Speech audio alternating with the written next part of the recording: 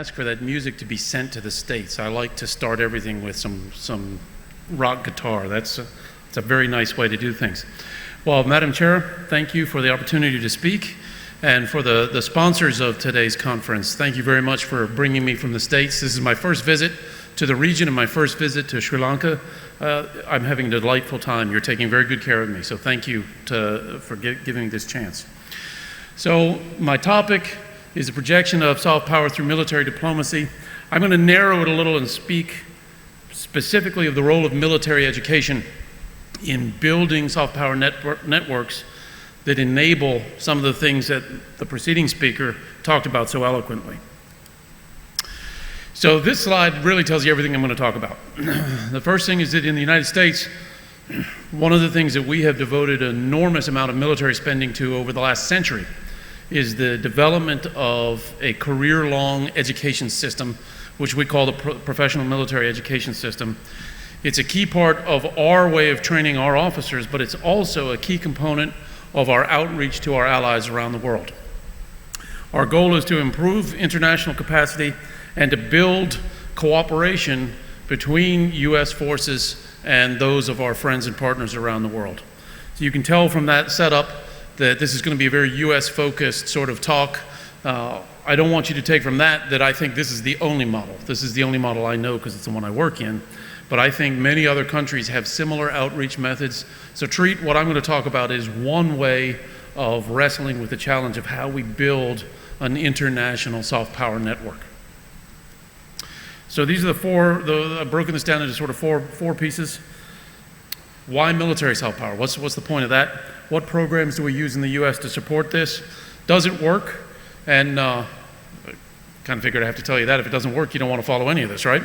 And then finally, some things that we need to work on in the United States to get a little bit better at some of this, because we have, over the last 2 decades, discovered some challenges to the way we do business that makes it harder for us to mix the soft and hard power effectively. So the first one, why military soft power? Well, the first one is this picture here of the crab. You can see him over there. One claw small, one claw big. Why is that? Because he always uses the same claw to solve his problems. So that claw gets very big and strong, and the other claw is not so powerful. That's great as long as your problems all come from the side where the big claw is. If they come from another direction, you're in trouble. Well, this is what the United States has been doing over the last probably 3-4 decades, building our military capacity at the expense of our diplomatic, cultural, and other tools, which means that we now have a tendency to use our military for all outreach challenges when maybe another agency or another department might be more appropriate. That's something we have to worry about. If we don't rebalance this in the longer term, you have to wonder how much can the U.S. military do? And we just heard some great examples of some things we've been successful with. Can you keep doing that if you keep piling on new tasks and new responsibilities to the Defense Department? So even the Pentagon is facing declining budgets. Compared to everyone else, we're doing great, but our budgets are shrinking as well. And so we have to start to struggle with how do we better use our capacities? As those capacities are constrained, how do we use them more effectively, more efficiently? So our now retired chairman, General Dempsey, spent his 4-year term as chairman of the Joint Chiefs of Staff arguing that one of the long-term things the United States Defense Department has to do is build hedges against the uncertainty we face going into the future. The two big ones he focused on and emphasized in his 4-year term were developing the capabilities of our own leaders, that's what the PME system's all about, and develop the capacity of our partners to be more effective in what they do as well. And that's how you build a network, and we use the schools to do that. Okay, so now you know where we're going. How do you build a network? How do you build partner capacity? So let me talk a little bit about this. We've already heard a good bit. The Asia Pacific Center. We also have several other regional centers that do the same kind of research in other parts of the world, are a big piece of this, doing outreach and educational programs to help us all learn about the world. We also do field exercises and visits. So we'll send delegations out to do training at local sites, as part of some of our alliance structures. Sometimes we do it alone. We also do participatory field exercises with forces in various regions. That's one way of doing it. But what if you want to think long term? If you want to build deep capacity, that's where the education system comes in. So my college, we call it CISA because there's too many words to say. CISA teaches this thing we're now calling the gym team. You've probably heard about joint operations and joint exercises, joint this and joint that. Well, the United States is starting to think bigger because we're realizing that joint is great if it's a military problem. We bring the bring the Army, bring the Navy, bring the Air Force, the Marines together to solve a problem. A lot of the challenges that we face today, and a lot of the challenges that all of us probably face, don't fit neatly in the cubbyhole of defense or military response. It requires a whole of government response. So we've started using this acronym of JIM, Joint, Interagency, Intergovernmental, and Multinational, to reflect the reality that everyone is involved in solving a problem today, not just the military.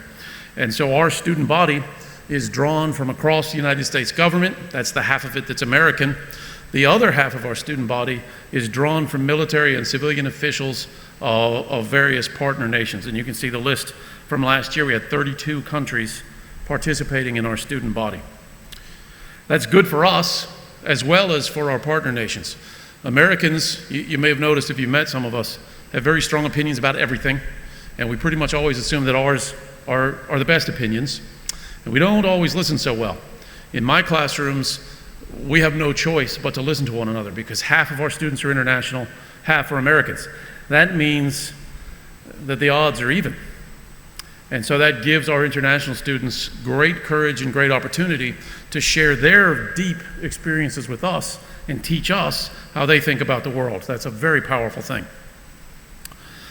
This is a map of our graduates of our college, almost 700 of us, 91 countries represented. That's an enormous network that can help the United States achieve its long-term goals as it helps our partner nations develop their own internal capacities by sending us great officers to go to school with us. There's a lot of capability just sitting there if you can figure out how to network it so that these students in these various countries can talk to each other and rely on one another for problem solving once they get back to their home countries. So does this idea of bringing Americans and international students together work? Does this idea of building a global network of practitioners work? Let's look at some polling. We think it does. In order for us to stay relevant, we spend a great deal of time talking to our alumni once they go home about their experiences back home. Did you learn anything with us that you've been able to put to work? What did we miss that we could improve on? What could we do better? So these are pretty good numbers. Almost 97% of our graduates stay in contact with one another. 93% of them say that these contacts actually help them do their jobs.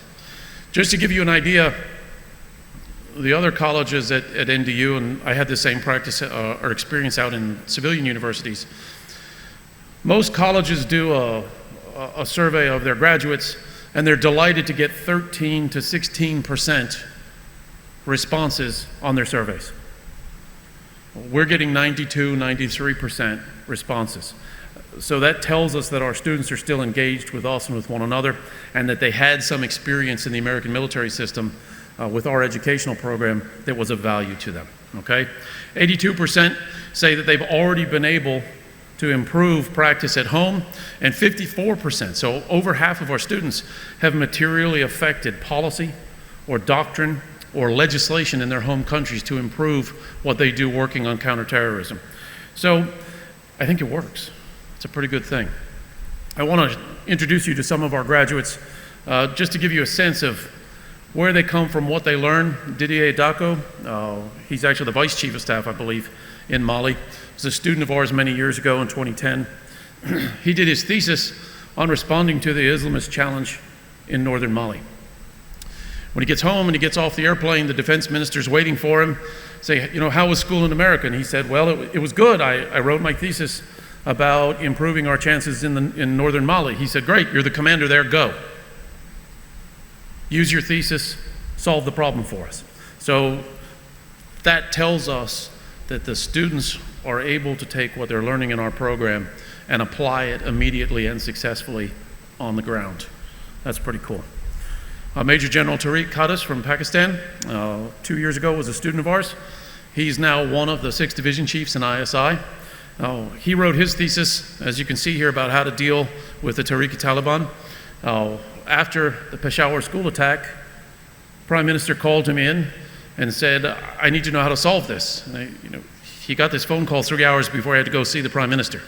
And he thought, oh my goodness, what am I going to tell the Prime Minister? And then he remembered, I have a slideshow of my thesis on how to deal with these guys. So he grabbed those slides and went to the Prime Minister's office, gave him the briefing. Prime Minister said, that's wonderful. That's our plan. Go execute it. Pretty successful. Finally, Brigadier Mansour Zakaria from the Maldives. He wrestled with this challenge of counterterrorism in his country, came home, became the director for CT. He gave advice to the president that led to the creation of a new law on how to deal with counterterrorism. And then last year, he was given the mission of founding their counterterrorism center, all based on what he learned with us in Washington. Those are pretty good things, but I think there's a little bit more to be done. First thing we have to do is enhance our network.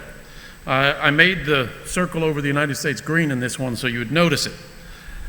For the last 7 years, our networking effort has focused on our international students. We wanted to make sure that they were well connected to the school if they needed further advice.